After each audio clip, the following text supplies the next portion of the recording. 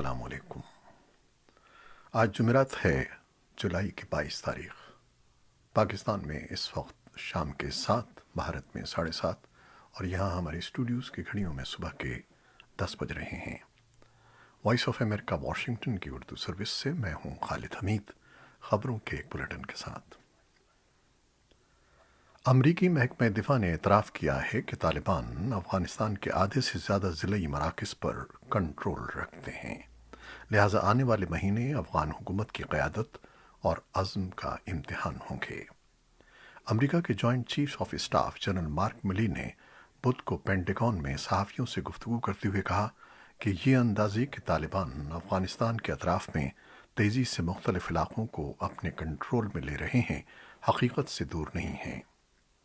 Voice of America کے Jeff Seldon کی report کے مطابق مارک ملی کا مزید کہنا تھا کہ افغانستان کے 212 ضلعی مراکز، جو ملک کے کل اضلاع کا تقریباً نصف بنتے ہیں، اس وقت طالبان کے کنٹرول میں ہیں، اور طالبان جنگجو ملک کے 34 میں سے 17 صوبائی دارالحکومتوں کی جانب پیش قدمی کر رہے ہیں۔ جنرل ملی نے کہا کہ ایسا لگتا ہے کہ اسٹریٹجک مومنٹم طالبان کے پاس ہے۔ ادھر امریکی وزیر دفاع لائیڈ آسٹن نے بھی بدھ کو صحافیوں سے گفتگو میں کہا کہ امریکہ افغان سیکیورٹی فورسز اور حکومت کی مدد کے لیے پرعزم ہے۔ تاہم دوسری جانب امریکی حکومت کے حلقوں کے اندر یہ تشویش پائی جاتی ہے کہ آیا افغان سیکیورٹی فورسز طالبان کے سامنے ٹھہرنے کی اہلیت رکھتی ہیں یا نہیں۔ جنرل مارک ملی کے ریمارکس پر افغان وزارت دفاع کے ترجمان فواد احمد نے کہا کہ افغان نیشنل سیکیورٹی فورسز جلد ہی طالبان کے قبضے والے ضلعی مراکز کو واپس لینے کے لیے کارروائی کا آغاز کریں گی۔ جنرل عمر اجمل شنواری بھی ہفتہ وار پریس بریفنگ میں اس بات سے متفق نہ تھے۔ ان کا کہنا تھا کہ جنگ کی صورتحال میں کوئی بھی ضلعی مراکز پر کنٹرول کا دعویٰ نہیں کر سکتا۔ کابل میں امریکی سفارت خانے نے طالبان اور دوسرے فریقوں سے فوری طور پر تشدد ختم کرنے اور مستقل اور جامع جنگ بندی پر رضامند ہونے کے لیے کہا ہے۔ ساتھ ہی کابل میں امریکی چارج ڈی افیئرز راس ولسن نے ٹویٹس کے ایک سلسلے میں طالبان سے افغان خواتین کے سلسلے میں پالیسیاں تبدیل کرنے کے لیے کہا ہے۔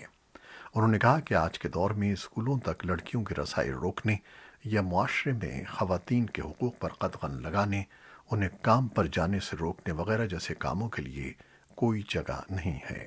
انہوں نے کہا کہ آج عورتوں اور مردوں کو برابر کے حقوق حاصل ہیں۔ ترکی طالبان کی مخالفت کے باوجود افغانستان سے امریکی فوجیوں کے انخلاء کے بعد کابل انٹرنیشنل ایئرپورٹ کی سیکیورٹی سنبھالنے کے اپنے منصوبوں کو آگے بڑھا رہا ہے۔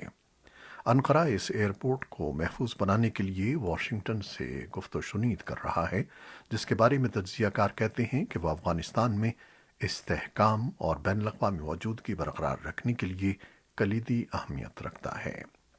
طالبان نے انتباہ کیا ہے کہ اگر ترکی کی فوج غیر ملکی فورسز کے انخلاء کے بعد افغانستان میں رہی تو اسے سنگین نتائج کا سامنا ہوگا۔ لیکن ترک صدر رجب طیب اردوان اس ہفتے اپنے تبصروں میں ان دھمکیوں کو زیادہ اہمیت نہیں دے رہے، اور انہوں نے نشاندہی کی کہ گفت و شنید جاری رہے گی۔ اردوان نے کہا کہ آیا وزارت خارجہ کی سطح پر یا ان کی اپنی سطح پر ترکی یہ دیکھنے کی کوشش کر رہا ہے کہ وہ طالبان کے ساتھ کس قسم کے مذاکرات کر سکتا ہے اور یہ مذاکرات کہاں منعقد ہو سکتے ہیں۔ امریکی صدر جو بائیڈن نے بدھ کے روز کہا ہے کہ وہ مہلک نشہ آور ادویات کی آمد روکنے کے لیے چین کے ساتھ اپنی کوششیں جاری رکھیں گے، جو میکسیکو کے راستے امریکہ اسمگل کی جاتی ہیں۔ بائیڈن نے سنسنیٹی میں سی این این ٹاؤن ہال طرز کے پروگرام میں کہا کہ ان کی حکومت پورے اوپیائڈ مسئلے سے محکمہ انصاف میں عملے کی تعداد میں بھاری اضافہ کر کے نمٹ رہی ہے، جو اس معاملے پر کام کر رہے ہیں۔ سینئر امریکی اور چینی سفارتکار اتوار کو ایک ایسے وقت میں ملاقات کر رہے ہیں جب واشنگٹن اور بیجنگ کے درمیان کشیدگیوں میں اضافہ ہو رہا ہے۔ بدھ کے روز امریکی محکمہ خارجہ نے کہا کہ امریکہ کے نمبر 2 سفارتکار وینڈی شرمن ایشیا کے دورے کے ایک حصے کے طور پر، جس میں جاپان، جنوبی کوریا اور منگولیا اور عمان شامل ہیں، چین کے شہر تیانجن میں چینی وزیر خارجہ اور دوسروں سے ملاقات کریں گے۔ بدھ کے روز ایک بریفنگ میں محکمہ خارجہ کے ترجمان نیڈ پرائس نے کہا کہ ان تعلقات کے پس منظر میں جو پیچیدہ، چیلنجنگ اور ہمہ جہت ہیں، ہمارا خیال ہے کہ اعلیٰ سطح کے عہدیداروں کے درمیان رابطوں کو برقرار رکھنا اہم ہے۔ امریکی میڈیا ادارے U S agency for global media USAGM نے ان رپورٹس پر تشویش کا اظہار کیا ہے کہ 180 سے زیادہ صحافیوں کو، جن میں وائس آف امریکہ اور radio free Europe, radio Liberty کے صحافی بھی شامل ہیں، بظاہر فوجی سطح کے ایک جدید نگرانی کے ایپ اسپائی ویئر کا ہدف بنایا گیا ہے۔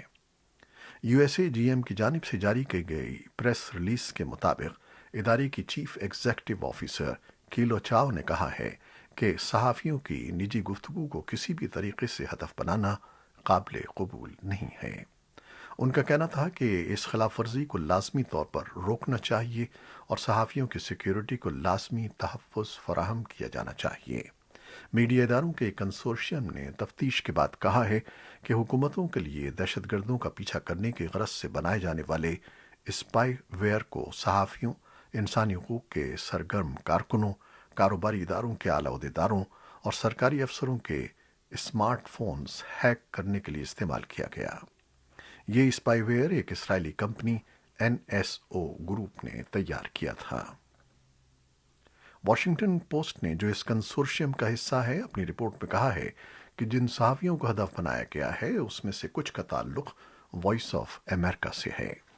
کیلو چاو کا کہنا تھا کہ نئی ٹیکنالوجی صحافیوں کو اپنا کام بہتر بنانے میں مدد کے لیے استعمال ہونی چاہیے، نہ کہ اسے ان کی جاسوسی اور انہیں ہراساں کرنے کے لیے استعمال کیا جائے۔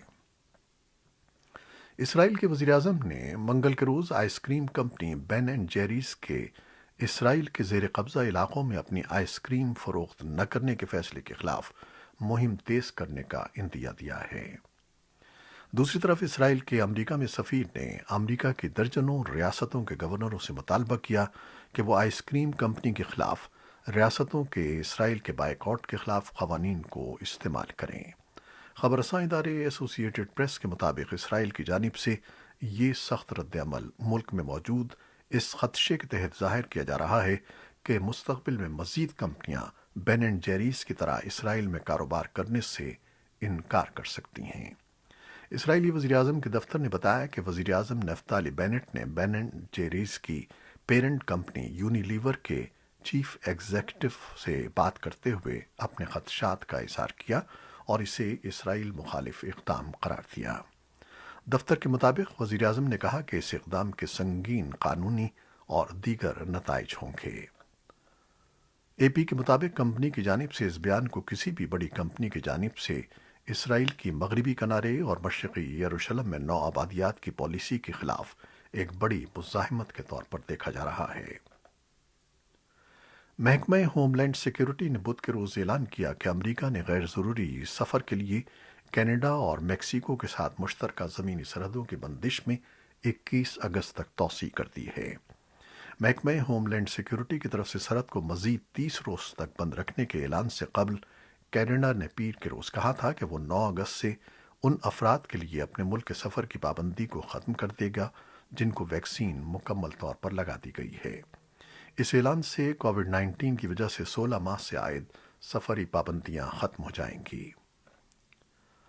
اطلاعات کے مطابق چین ان لوگوں کے لیے جنہیں چین کی ویکسینز مثلاً سائنو ویک اور سائنو فارم مکمل طور پر لگ چکی ہیں، بوسٹر شاٹ کے طور پر ایک غیر ملکی ویکسین کے استعمال پر غور کر رہا ہے۔ یہ رپورٹ اس کے بعد سامنے آئی ہے جب تھائی لینڈ اور انڈونیشیا نے اعلان کیا کہ وہ چین کی تیار کردہ ویکسینز کی جگہ مغربی ویکسینز کو استعمال کریں گے۔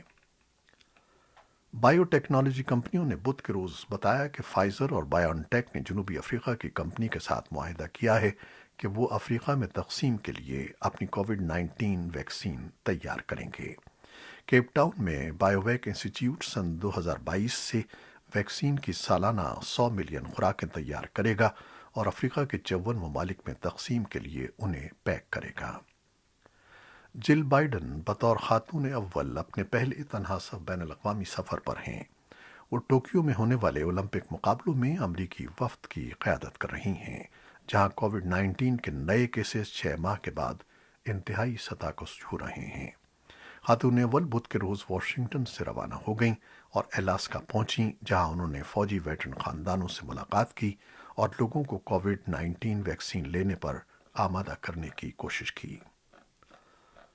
خیبر پختونخوا کے مختلف علاقوں میں ہونے والی شدید بارشوں کے نتیجے میں شمالی صوبے گلگت بلتستان نے شاہراہ قراقرم کو لینڈ سلائیڈنگ کے باعث سیاحوں کے لیے بند کر دیا ہے، جبکہ صوبے میں پچھلے 4 دنوں کے دوران ہونے والی بارشوں کے نتیجے میں مجموعی طور پر 15 اموات ہوئی ہیں۔ یہ تھیں وہ خبریں جو فیس بک لائیو پر ہم نے آپ کے لیے پیش کی۔